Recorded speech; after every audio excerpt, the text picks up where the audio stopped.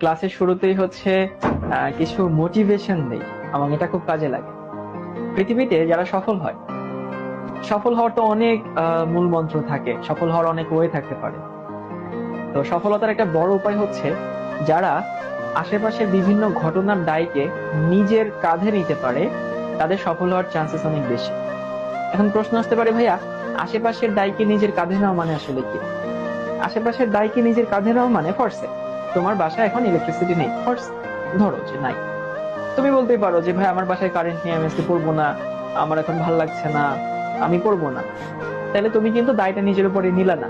তোমার বাসায় কারেন্ট নেই, সেটাকে তুমি মেনে নিয়ে যদি নিজে এখন পড়াশোনা শুরু করো, তো কারেন্ট নাই এইটা একটা এক্সকিউজ, ঠিক আছে, কিন্তু আমি সেটাকে নিজের কাঁধে নিলাম, ওকে কারেন্ট নাই, আমাকে একটু অন্ধকারেই পড়তে হবে, অন্ধকারে ক্লাসটা করতে হবে, একটু মোমবাতি ধরে তুমি ক্লাস করো, বা তোমার বাসায় যদি অন্য কোনো চার্জার লাইট থাকে সেটা দিয়ে তুমি ক্লাস করতে পারো। তো এটা হচ্ছে একটা ফ্যাক্ট যে আশেপাশের দায়কে নিজের উপরে নেওয়া। অথবা ধরো তোমার পাশে তোমার একটা বন্ধু আছে যার ফ্যামিলি থেকে তাকে প্রচুর সাপোর্ট দেয়, তাদের ফ্যামিলি ধরো অনেক সলভেন্ট, তার জন্য অনেক ভালো টিচার রাখতে পারে, তার জন্য অনেক বাসায় টিচার রাখছে, এরকম কিন্তু হতে পারে। কিন্তু তোমার ফ্যামিলিতে ধরো সেই সামর্থ্য নাই, সবার ফ্যামিলিতে থাকে না। তো তুমি করতেই পারো যে আমার আব্বু আম্মা আমাকে অনেক ভালো টিচার দিচ্ছে না, আমি অনেক ভালো খাবার দাবার খেতে পারছি না, আমি ভালো স্কুলে পড়তে পারছি না, তার মানে আমার পড়াশোনা খারাপ হবে। কিন্তু তুমি যদি সেইটাকে দায়টাকে নিজের উপরে নাও যে হ্যাঁ, আমার আম্মু আমার আব্বু যেহেতু আমাকে ভালো টিচার দিতে পারছে না, সেইটাকে আমি নিজের উপরে নিয়ে আমি একটু বেশি পড়াশোনা করবো, ও যদি 3 ঘন্টা পড়ে আমি 5 ঘন্টা পড়বো। অথবা ধরো যে তোমার আব্বু আম্মু তোমার জন্য অনেক দামি জামা কাপড় দিতে পারছে না, অনেক ভালো খাবার দিতে পারছে না, এরকম হতে পারে। তুমি যদি সেটাকে নিজের কাঁধে নিয়ে তুমি যদি ওইটা মিটিগেট করার জন্য বা ওই জিনিসটাকে তুমি নর্মাল করার জন্য বা ওইটাকে মেটানোর জন্য তুমি যদি আরেকটু ভালো পড়াশোনা করো, দেখবে এই জিনিসটা কিন্তু মেনে নিবে। অথবা ধরো তোমরা যারা অনেকে ঢাকায় থাকো, তো অনেক সময় দেখা যায় আমরা কোথাও দেরি হয়ে গেলে আমরা বলি যে হচ্ছে জ্যামে পড়ে গেছিলাম, জ্যামে আটকে গেছিলাম। এই যে তুমি যখন বলবা কোথাও এক্সকিউজ দিয়ে বলবা যে আমি জ্যামে আটকে গেছিলাম, এর মানে হচ্ছে তুমি কিন্তু দায়টা নিজের উপরে নিচ্ছ না। তুমি তো জানো আসলে ঢাকায় জ্যাম থাকে, তাই না? তো তোমার কি করা উচিত ছিল? তোমার একটু আগে রওনা হওয়া উচিত ছিল, বাসা থেকে একটু আগে বের হয়ে তারপরে তুমি সময় মতো এখানে আসতা।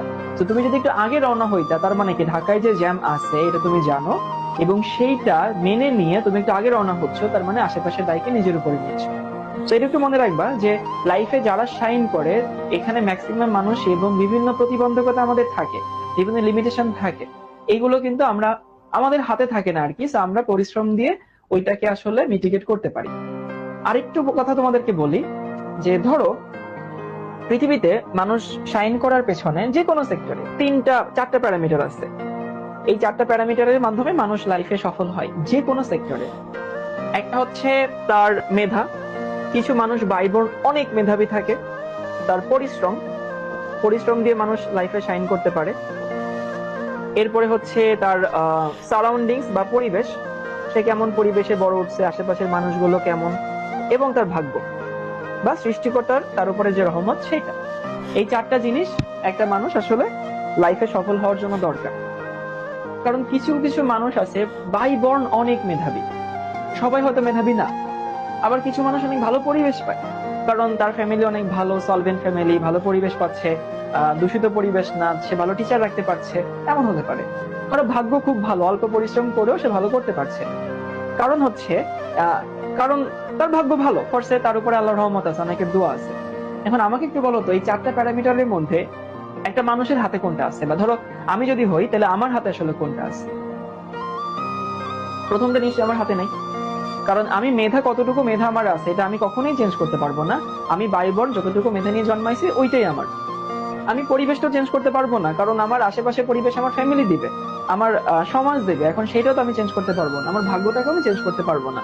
তো আমরা আসলে আমাদের হাতে আছে হচ্ছে এই 2 নাম্বারটা, পরিশ্রম। সেই জন্য কখনো যদি মনে করো যে তোমাকে সাকসেসফুল হতে হবে, যেহেতু এই 3টাও অনেক বড় প্রভাব রাখে, বাট ওই 3টা আমাদের হাতে নাই, আমাদের হাতে আছে পরিশ্রম।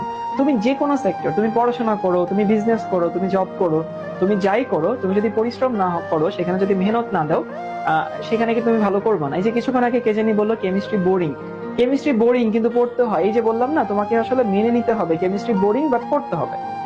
তোমার কাছে মনে হতে পারে যে হ্যাঁ আমি আহ আমার ফ্যামিলি ভাইয়া ভালো টিচার দিচ্ছে না, আমাকে ভালো টিচার পাচ্ছি না, আমি আমার বন্ধু তো বাসায় টিচার দেখে পড়ে।